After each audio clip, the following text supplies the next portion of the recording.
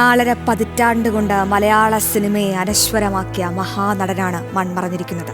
ചിരിപ്പിച്ചും ചിന്തിപ്പിച്ചും മലയാളികളെ വേറൊരു തലത്തിലെത്തിച്ച മഹാനടൻ ശ്രീനിവാസനെ ഓർക്കുകയാണ് കേരളം, ചലച്ചിത്ര കേരളം.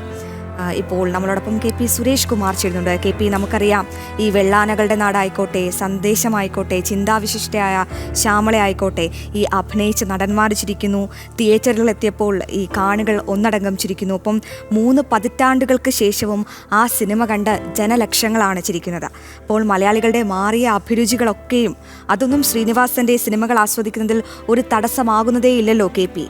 അദ്ദേഹം അഭിസംബോധന ചെയ്തത് ഒരു പ്രത്യേക കാലഘട്ടത്തെ ആയിരുന്നില്ലല്ലോ KP.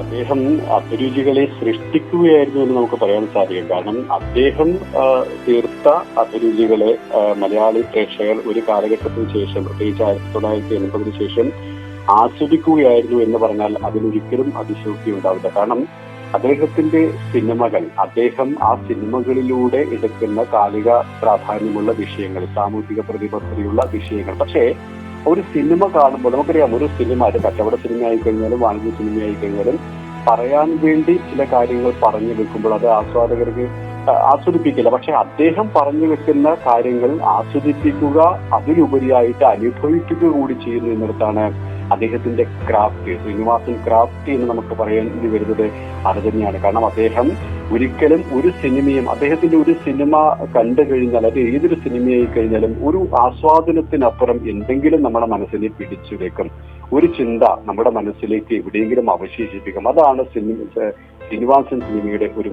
മാജിക് എന്ന് നമുക്ക് പറയാൻ സാധിക്കും. അത് ഈ പെൺകുട്ടിയിടുന്ന താറാവിലെ തട്ടാനായി കഴിഞ്ഞാലും, നേരത്തെ പറഞ്ഞതുപോലെ തന്നെ സന്ദേശത്തിലെ കഥാപാത്രമായി കഴിഞ്ഞാലും, ക്യൂബ മുകുന്ദൻ, സരോജ് കുമാർ, അങ്ങനെ ഒരു പറ്റം നമുക്ക് മുന്നിലേക്ക് എത്തുന്ന കഥാപാത്രങ്ങൾ, ഈ MA ഭഗവാൻ തുടങ്ങിയ മഴ പെയ്യുന്ന മുതലം കൂട്ടുന്ന സിനിമയിലെ കഥാപാത്രമായി കഴിഞ്ഞാലും, ഇങ്ങനെ ഓരോ കഥാപാത്രങ്ങളും നമ്മുടെ മനസ്സിലേക്ക് ഇപ്പോഴും നിറഞ്ഞു നിൽക്കുന്നത് അതുകൊണ്ട് തന്നെയാണ്. കാരണം അദ്ദേഹത്തിന്റെ ആ ചുറ്റുമുള്ള കഥാപരിസരത്തിൽ നിന്നാണ് അദ്ദേഹം കഥാപാത്രങ്ങളെ എടുത്തത് കൊണ്ട് തന്നെ നമുക്കും അറിയാതെ നമ്മൾ ആലോചിച്ചു പോകുന്നു, ഈ ഒരു കഥാപാത്രം നമ്മൾ എവിടെയോ കണ്ട് പരിചയിച്ച, അല്ലെങ്കിൽ കണ്ടു മറന്ന, അല്ലെങ്കിൽ ഇപ്പോഴും നമുക്ക് മുന്നിലുള്ള കഥാപാത്രങ്ങളാണോ എന്ന് തോന്നിപ്പിക്കുന്നത് ആ ശ്രീനിവാസൻ സിനിമയുടെ ഏറ്റവും വലിയ പ്രത്യേകതയാണ്. അതുതന്നെയാണ് നമ്മൾ പ്രതികരിച്ച എല്ലാവരും ഒറ്റവാക്കിൽ പറഞ്ഞു വെച്ചത്. മലയാള സിനിമയുടെ ഒരു യുഗമാണ് അവസാനിച്ചിരിക്കുന്നത്, ഒരു ഇതിഹാസമാണ് അവസാനിച്ചിരിക്കുന്നത്. അത് കേവലം ഒരു ആലങ്കാരിക പ്രയോഗമല്ല. മലയാള സിനിമയിൽ ശ്രീനിവാസൻ സൃഷ്ടിച്ചെടുത്ത ഒരു കാലയളവുണ്ട്, ശ്രീനിവാസൻ സൃഷ്ടിച്ചെടുത്ത ഒരു സിനിമ രീതിയുണ്ട്, ഒരു സിനിമ സ്റ്റൈലുണ്ട്. അതാണ് ഇപ്പോഴും പുതിയ തലമുറയിലെ ആൾക്കാർ പോലും പിന്തുടരുന്നത് എന്ന് നമുക്ക് പറയാൻ സാധിക്കും.